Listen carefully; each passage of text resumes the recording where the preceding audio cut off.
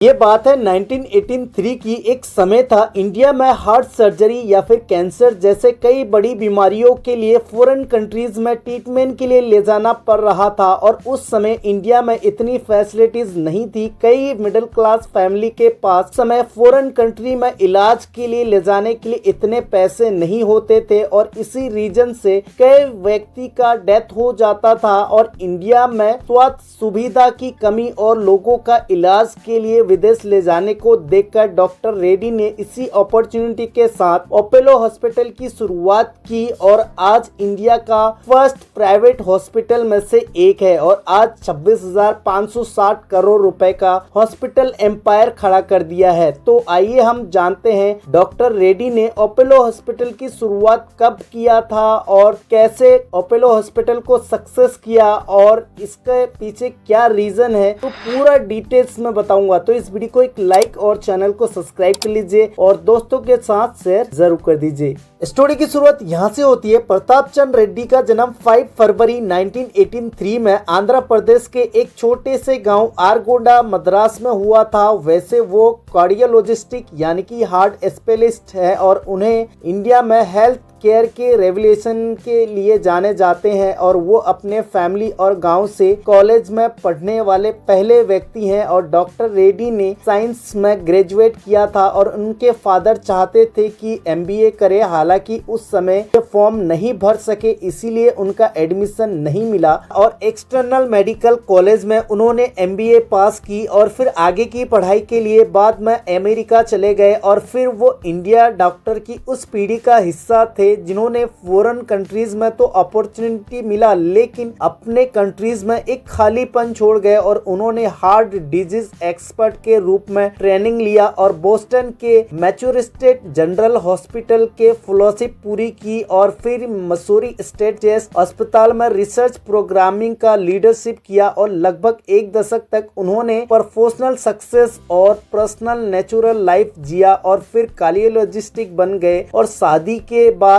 पत्नी और बेटियों के साथ अमेरिका शिफ्ट हो गए। फिर एक ऐसा लेटर आया जिससे सब कुछ बदल दिए। अपने जन्मदिन पर उनके फादर ने एक सिंपल और तीखा सवाल पूछा, क्या वो इंडिया के लोगों के लिए कुछ कर सकते हैं? और लेटर के तहत की जाने वाले काफी देर बाद तक ये वर्ड गूंजता रहा और उन्होंने एक इंटरव्यू में याद करते हुए कहा, हालांकि इसमें क्लियरली से इंडिया लौटने का सजेशन नहीं दिया गया था, फिर भी मैंने और मेरी पत्नी ने वापस इंडिया जाने का डिसीजन लिया। फिर 1917 की दौर की शुरुआत में चेन्नई लौटने के बाद डॉक्टर रेड्डी ने उन अरेंजमेंट की सीमाओं का सामना करना पड़ा जिसे वो वापस आए थे। देश में एडवाइजर बेसिक फ्रेमवर्क का लाइक था और सबसे बड़ी बीमारी पेशेंट को फॉरेन कंट्रीज भेज दिया जाता था और उन्होंने कहा, मुझे अपने उन पेशेंट को जिन्हें कॉम्प्लेक्स सर्जरी की जरूरत था और अमेरिका में अपने दोस्त के पास रेफर करना पड़ा और फिर 1979 में एक ऐसे ही रेफर 38 इयर्स का एक व्यक्ति था जिसे हार्ट की सर्जरी की जरूरत थी और फैमिली उसे फॉरेन कंट्री ले जाने के लिए पैसे नहीं थे और डॉक्टर रेड्डी ने हर कोशिश की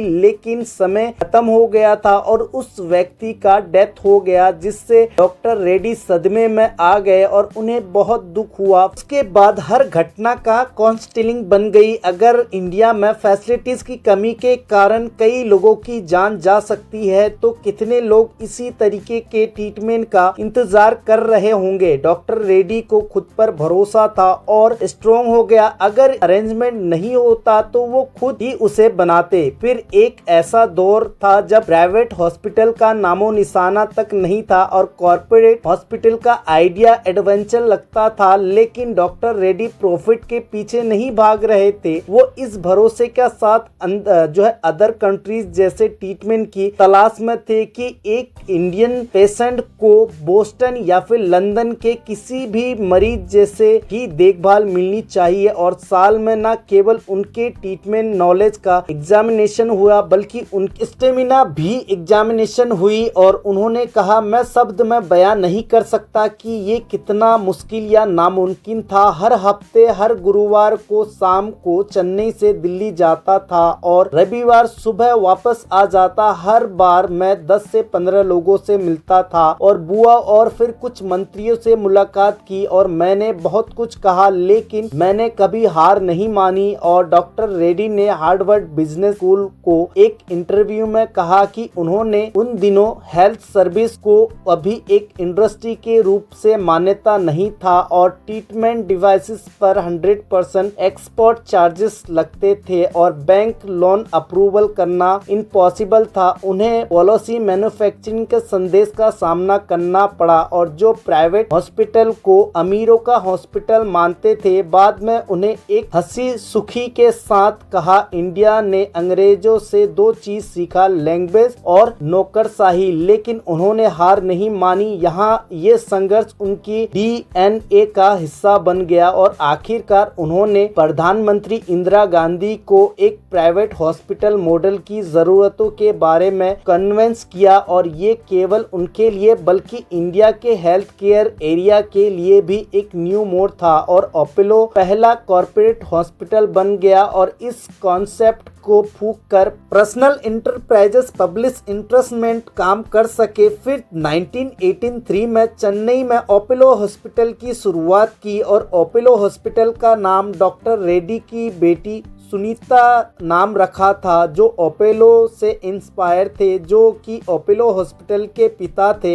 एक्सपीरियंस ट्रीटमेंट की यूनानिटी देवता थे और पहला हॉस्पिटल 1983 में चेन्नई में 150 बेड वाला अपनी साइज से कई ज्यादा बड़ी टारगेट के साथ खोला और जल्द ही फॉरेन में ट्रेनिंग ले चुके थे और कई डॉक्टर किसी ऐतिहासिक इवेंट का पार्ट बनने के अपॉर्चुनिटी के तलाश में विदेश से लौटने लगे और मरीज भी आने लगे, पहले पूरे इंडिया से फिर फॉरेन कंट्रीज से भी आने लगे। जब उन्हें सक्सेस मिला तो उन्होंने उसे अपने सर पर हावी नहीं होने दिया और अच्छे बने रहने और फिर बेहतरीन करने के बारे में सोचना जरूरी था। और डॉक्टर रेड्डी ने एक इंटरव्यू में कहा कि बिजनेस आज भी बहुत मेहनत और हार्ड वर्क से काफी की गई है और स्ट्रॉन्ग एफर्ट था। पहली बार जिसने लेडीज कैंप बदल दिया। समय के साथ डॉक्टर रेड्डी ने अपोलो का इनोवेशन की और लेबोरेटरी में बदल दिया और उन्होंने इंडिया का पहला सीटी और एमआरआई स्कैन खरीदा। उस समय बहुत पहले जब ऐसा तकनीकी को पब्लिश माना भी नहीं गया था और सन 2000 में राष्ट्रपति बिल क्लिंटन की इंडिया ट्रैवल के दौरान उन्होंने वर्ल्ड के पहला वेस्टर्न इनोवेटिव टेलीकंसल्ट के लिए अपने गांव को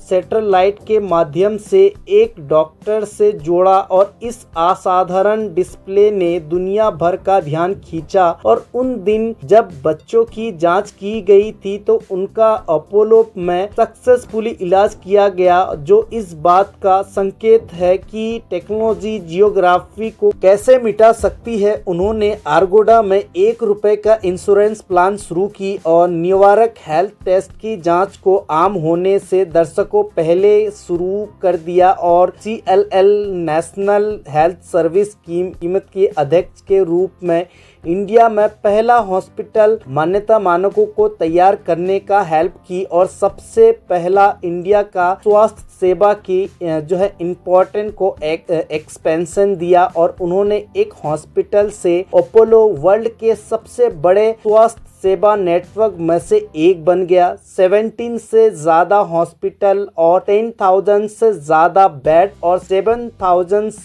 से ज्यादा डॉक्टर और 65,000 एम्प्लॉइज का सपोर्ट, फिर भी उनकी सक्सेस संकेल कभी भी संकेल नहीं रहा। और इम्पोर्टेंट बात यह है कि ऐसे परिस्थितियों का मैकेनिज्म बनना, एजुकेशन, रिसर्च, इंश्योरेंस और डिजिटल देखभाल भी उनके नजर को बनाए रखे और उन्होंने उन्होंने post graduate treatment nursing hospital examination physiotherapic और क्लिनिकल रिसर्च के लिए इंस्टीट्यूट एस्टेब्लिश किया, जिससे टैलेंट की ऐसी नई सीरीज तैयार हुआ जिससे कि इंडिया में कमी था। ओपेलो टेलीमेडिसिन नेटवर्क फाउंडेशन और हेल्थ सुपर हाईवे ने कोविड-19 से बहुत पहले ही होने वाली देखभाल को एक रियलिटी बना दिया था और ओपेलो मुखिया ने जो है इंश्योरेंस ने फैमिली लीज का इलाज का खर्च उठाने के तरीके को बदल दिया और ओपेलो रिसर्च हॉस्टलिंग ने छोटे सिटीज में स्पेसिफिक देखभाल पहुंचाई, जिससे गाँव में मरीज और शहर जानकारी के बीच की खाई पेट गई। डॉक्टर रेड्डी ने कहा, हमारा ध्यान दूसरे की हेल्प करने पर होनी चाहिए और स्वास्थ्य सेवा में, जिसका मतलब है जीवन बचाना। ये एक सिंपल फिलोसफी था, लेकिन इनमें कंपेंशन पर बेसिक एक एम्पायर बना दिया और इस विजनरी डॉक्टर के पीछे एक ऐसा फैमिली है जो उनके मिशन और पार्टनर है। वो अक्सर कहते हैं मेरी